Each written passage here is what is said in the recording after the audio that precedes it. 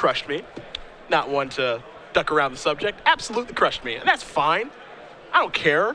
He just played, some black creatures, killed my stuff, then won. And you know what? That's what this deck does. It's a pretty good deck, too. On your right, James Bush with a Van Meter-esque beard, actually playing something very cool here. He is playing blue-white aggro. It's a base white beatdown deck. He's basically touching blue for Afera and Detention Sphere, and 4 main deck copy of Brimaz. So This is, we're seeing basically a new deck here at 5-1.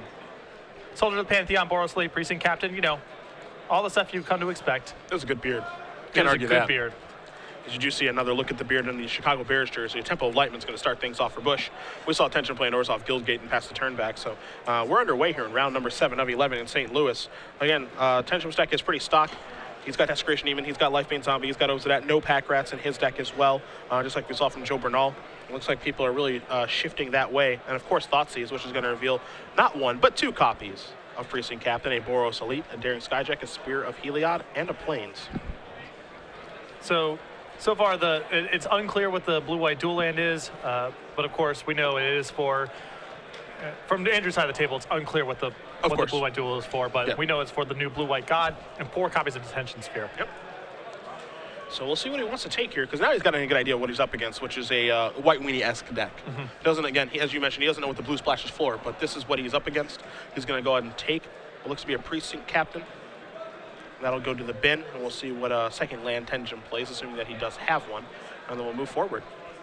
And there is a Godless Shrine tap, pass the turn back to James, who does draw a land for the turn. So it looks like all systems are go, and he's going to start off with a copy of Precinct Captain. One of the more important cards, and oftentimes people say, if you hit with Precinct Captain, that's it. Yeah, we call it Battle of Wits, me and Benny Lundquist. If you untap with it in play, you win the game. That's a bit strong, I think you could say. As here's an Underworld connection on that Plains there from Tenjum passing the turn back. So it looks like he might be a little weak against an aggressive draw here, as Battle of Wits has untapped and is coming into the red zone. I don't know if the DCI actually makes you finish out the game from here, or if they just call it, but surprisingly enough, we're going to finish. I can't believe it. I'm surprised Andrew hasn't conceded. I'm stunned. Yeah, we're going to see a Soldier token come into play here in just a moment. And there that is, and we'll see what Bush is able to follow up with. He's got some nice cards to play. Yeah, he can play 2 more spells, both Battalion. There's a Boros Elite and a Daring Skyjack. I know you love this deck. I do. I have typically played it with the red splash for Boros Charm, but certainly nothing wrong with touching blue for some new cards. I like that style as well. Yeah, might as well see if they're good or not. And so far, they've been good for Bush. He's sitting at 5-1. His Tenjum's going to play a Temple of Silence, going to put that top card right to the bottom. He is getting beaten down here. And James here at 5-1, this is really impressive here, this opening. And he's also incidentally done a pretty good job of playing around Bile-Blight so far, not deploying a second copy of a threat if possible.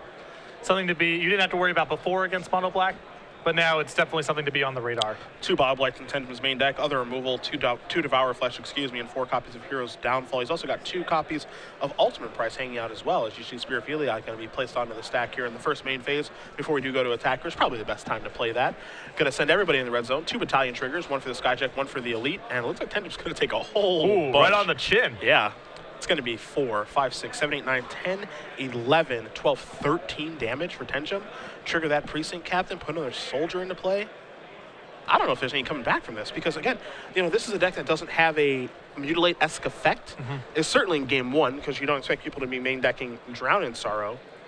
And so, yeah, you see Tenjum is just going to pick it up after casting a Thoughtseize and Connection. He says, wow, I just got beat down pretty good here. Yep. Precinct Captain claims another victim. It sure does. James Bush going to win game number 1 here with his white-blue aggro deck. Moving to the sideboards here, I've got Tenjum in front of me. So we'll take a look at these 3 Doom Blades, Devour Flesh, 3 copies of Blood Baron of Escopa, 2 Dark Betrayal, 4 Duress, and 2 copies of Erebos, God of the Dead. I went over those 15. There's 1 card that's obviously missing. Drown in Sorrow, not there. Yeah, and we talked about this earlier in the broadcast. Not a lot of decks you naturally wanted against in the format, the way that it appears right now, but certainly very high in raw power. And Andrew may be punished for not having that in his 15. James Bush, I am just in love with your deck. I don't know how else to put it here. Sideboard here, a Revoke Existence, 2 Binding of Thassa, 2 Glare of Piracy, 2 Negate, 2 copies of Lavinia of the 10th. We have not seen much of that one, but that is awesome. 3 Fiend Slayer Paladins, a Banisher Priest, and 2 copies of Rapid Hybridization. He has I believe one rapid hybridization main and then 2 more on the board. So I suspect he's going to want to bring in Fiend Slayer, Paladin, maybe Vanisher Priest as well. Additional copies of rapid hybridization. He is, of course, a little susceptible to Blood Baron, as his creatures are all white, so he may want to have a couple additional answers there, but I believe he's going to keep the core of this deck mostly intact. It's a pretty good bonus to be able to have an answer to Blood Baron in this form because, you look at the Orzhov version of this deck, they can't get it off the table, obviously. And then the red version, you don't really want to bring in Mortars against this deck, it feels like. Like, it's okay because you have to do what you have to do, but you're not excited about it. Rapid Hybridization, you can target your own guy in response to removal, you can kill their Blood Baron, there's a lot of flexibility. Yeah, there's a lot more utility in bringing in against removal heavy decks with big finishers than, like you just said, the spot removal spells, which are really only dedicated to answering particular threats.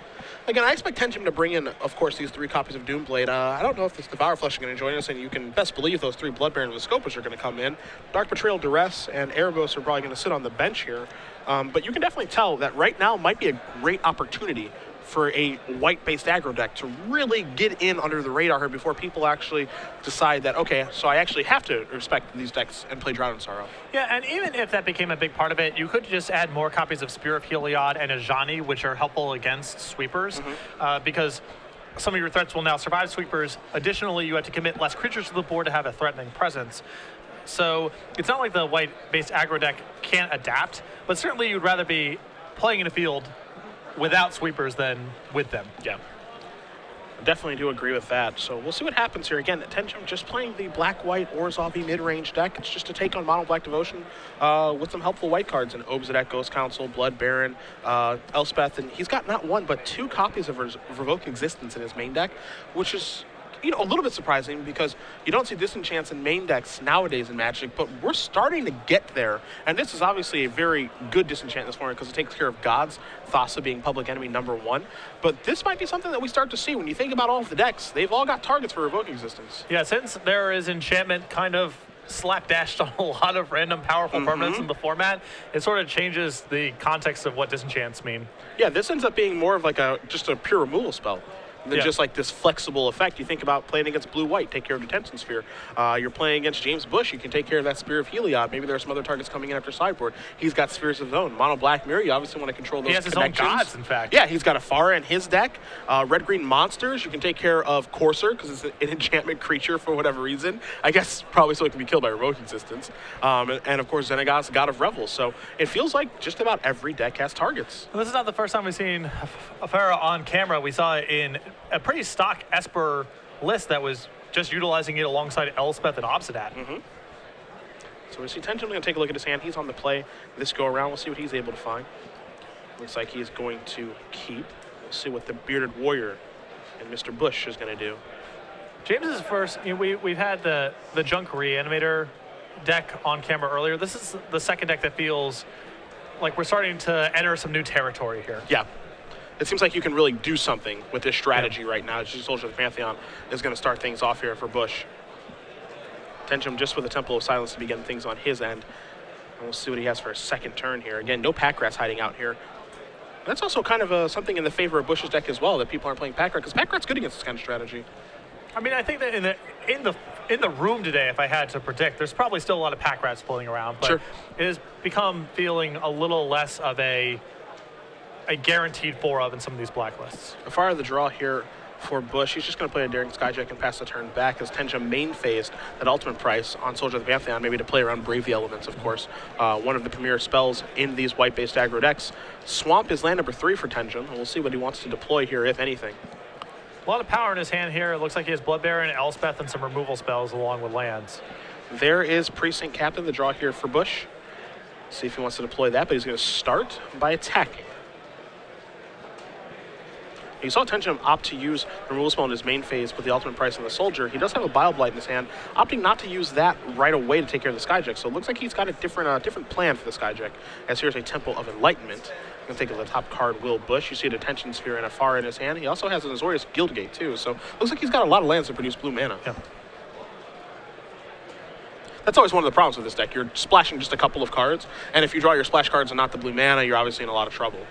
Yeah, it's he's playing 2 Guildgate, 4 Temple, 4 Hallowed Fountain. So 10 sources is that's like the perfect number. It's close to the list that Ben Stark and Pat Cox played the Orzhov deck with 4 dual lands, 4 scry lands, a swamp, and a Guildgate. Gotcha. Was their black mana in that deck as well. So Skyjack going to come across here after Tenjum does just play that Godless Shrine tapped. We'll see what Bush wants to follow up with, if anything. That is Bramaz, King of Oreskos. Is that our first one today? yes. Yeah, I think so.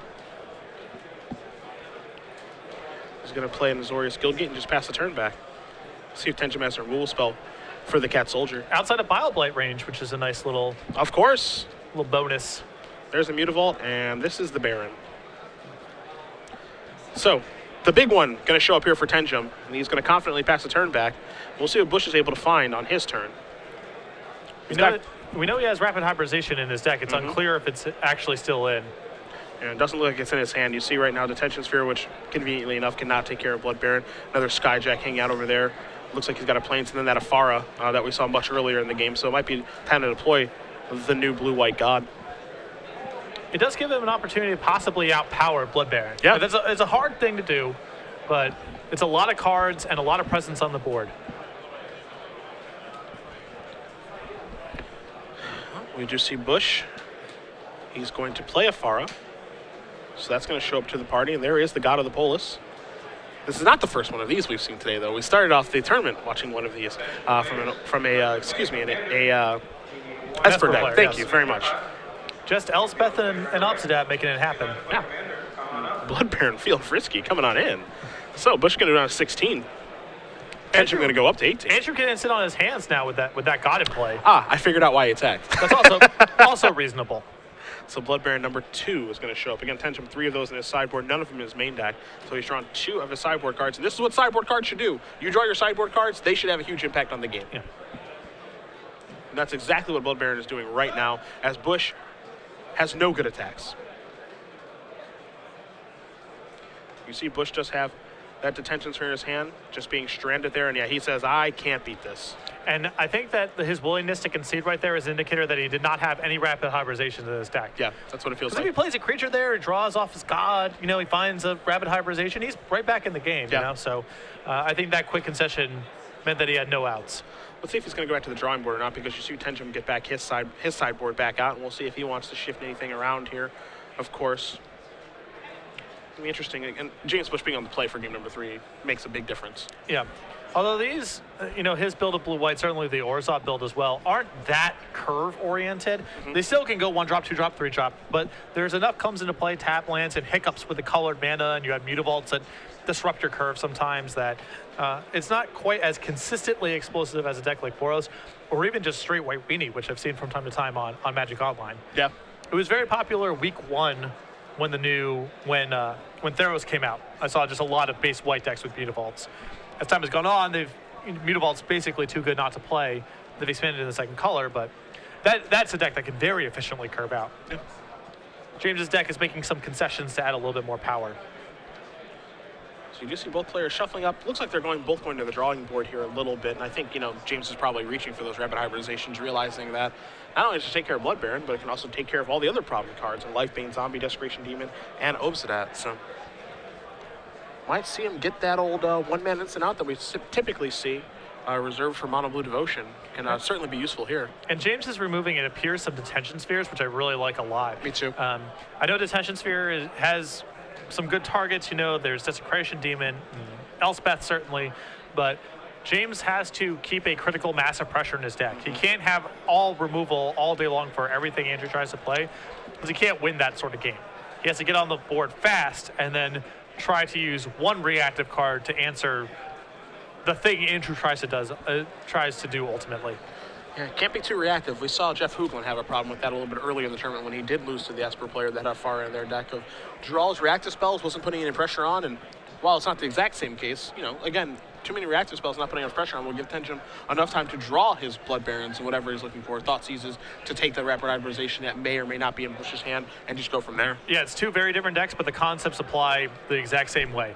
When you're the aggressor, it's incumbent on you to be aggressive, of course. And so you cannot hope to answer every single card your control opponent plays. It's just sometimes you have to say that there's certain threats you're going to lose to, or they're going to be difficult for you to answer, to make sure that you draw up opening hands that can go creature, creature, creature. Well, decks are presented, so both players are happy with their configurations now. And again, James Bush will be on the play as he was able to win in game number 1 with his white-blue aggro deck. Tenjum playing black-white mid-range, a deck that he's been playing a lot on Magic Online recently. Obviously been happy with his results there as he does bring it to this particular tournament, starting off at 5-1. Again, number 6 on our leaderboard. Tied for 6th place. So he's having a really nice year so far. Yeah. And he's tied with Max Teets in 6th place for our Open Series leaderboard. It's just a hollowed fountain pass in the turn back. Kind of a bummer for Bush. No one drop to get the party started off with, but he does have a Precinct Captain. Draws a Boros Elite. Right on time. And there is Precinct Captain. So we saw what happens in game 1. You tag him with it, it's all over. We're about to find out. There's a Thoughtseize. Looks like he's gonna get the hit. Now we take a look here. Now we got some blue cards here. Ooh. Negate, rapid hybridization of the blue cards to go along with Spear of Heliod, a Boros Elite, and what looks to be a Fiend Slayer Paladin. So if you're Bush, you need a land, but it's not imperative. Yeah, this is actually a pretty good hand for James here, as if he draws a land, it's awesome. And if he doesn't, he still has a lot of good reactive tools. For example, he can play Boros Elite and leave Rapid Hybridization up. He can just leave Negate up. So pretty solid leftovers here from James. And again, it does appear that we are untapping with Precinct Captain in play. That's it. That's it. It is lights out. Or something like that. As you see, Tenjum is trying to decide what he wants to take here. Decisions. Actually a pretty hard one. Of course, he is consulting his hand to figure out how this game is going to go. There's an Elspeth and a Hero's Downfall over there, but he's got a real decision to make here, especially because that Negate is, it really messes things up. Yeah, it throws a wrench, and that's a card that these other, of course, these other White Weenie builds we've seen over the course of the standard format don't have access to something like this. So, you can go removal spell, Elspeth, let's say, and that's usually a curve that's good enough to win the game. Not here. So Tenjum is consulted, but he is very unsure of himself with this Thoughtseize. Understandably so. It is certainly a difficult decision to make. Yeah, especially because the way the curve works based on whether or not James draws a land next turn is so different. It looks like he's going to go with the Boros Lead, so he's hoping that Bush does not draw a land. Bush draws a land. We might see this one end pretty quickly. There's an Orzhov Guildgate. Let's see what he finds. That is a Soldier of the Pantheon. That's just fine. That's also great here. If Andrew wanted to take a 1-drop, drawing a backup 1-drop is excellent. Yep. So there's your trigger from the Precinct Captain. Tenjum's going to go down to 16. And we're going to see if Bush wants to put the Soldier in play. I like the idea of playing the Soldier and then leaving a Rapid Hybridization, because in this situation, you do not want to pass for whatever reason and then get Lifebane Zombie. That's a nightmare. And you can see, and also you can see James gives pause. Drowned Sorrow is definitely on his radar right now. But if Tenjum was willing to Thoughtseize away the Boros Elite, it's very unlikely that card's there. Yeah. He could be getting a little creative and trying to set a trap, but that's a really risky line to yes, play. It is. Yes, it is. Since your opponent can simply pass with Negate up, that is very risky. Yep. There's certainly a cost to making that decision, as here is a Mutavault. This might be a zombie. It's going to be a Hero's Downfall. Take care of the Precinct Captain. We'll see if he's going to Rapid Hybrid this.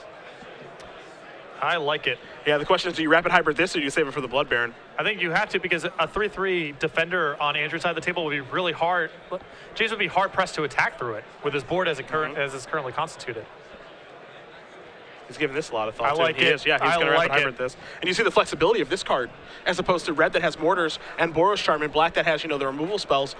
This is a counter to the removal spell that actually gives Bush more aggression. So now that's going to come into play. It's going to get his Frog Lizard, and it's going to attack for the next turn on 3, 4, 5, 6 damage. And Lord help Andrew if there's a land on top here, because that Spirit Heliod's still in hand. Let's see what we find. Not a land. It is Imposing Sovereign, which is still good. A great draw here, as it sets. Andrew's trying to play towards Elspeth or Blood Baron, one assumes, and Imposing Sovereign's another wrench in that plan. So there is the 2-1 that's going to make things a little bit difficult. We'll see what Tenjum does draw. Looks like that was a Lifebane Zombie, but that's going to come into play tapped, obviously. And again, I don't know if he has he can take the Fiend Slayer Paladin, because the other cards are Spear and Negate. Yeah, he can't take the two threatening cards at this point, to me, feel like the Spear and the Negate. Yes, those are the scariest too. You see Tenjum. And you can tell Andrew right now is just that Imposing Sovereign is it's so annoying and frustrating. I tell you, the first one's so good. Yeah. It's so good. I know that Lundqvist was playing Azorius Arrestor. He likes Arrestor more. Yeah. But it feels like there should be maybe a mix of those two cards, because, a wrestler in this situation would be nowhere near as good as what Imposing Sovereign is doing on this game. Yeah, it is definitely. I personally prefer a mix. Sure. It depends how many comes into play tap lands. It's a kind of a complicated thing. We can get to it. We can go into that in detail when we get to the break, if need be. But it's certainly at its best right now. You think about it here too. It's like if Bush draws a land to play Spear, isn't it just lights out? You're attacking for 3, 6, 7, 8, 9, 10, 11, 12. Yeah, it's just lights out if he hits a land because of the Spear. So what Tenjum was probably thinking right now is, okay, do I have to leave Mutavault back on blocking duty? If I do that, can I even win? Can I even win, period? Yeah. And he's just going to blast. Certainly Lifebane Zombie, we know for sure Lifebane Zombie into Blood Baron does not get him here now because of that Imposing Sovereign. Is it a land? No. Still fine. Still a great draw. Yeah, another copy of Rapid Hybridization, still perfectly fine. And he says, everybody, maybe not. Maybe so, maybe not. See, because right now, all you have to do if you're Bush is you have to play around two things. The Beautiful that's in play and a removal spell. And you've got the removal spell covered with Negate, so you're in great territory right now. And so that's exactly what he's going to do. He realizes that and he says, all right, everybody, let's go. And so now Mutavault's going to go active.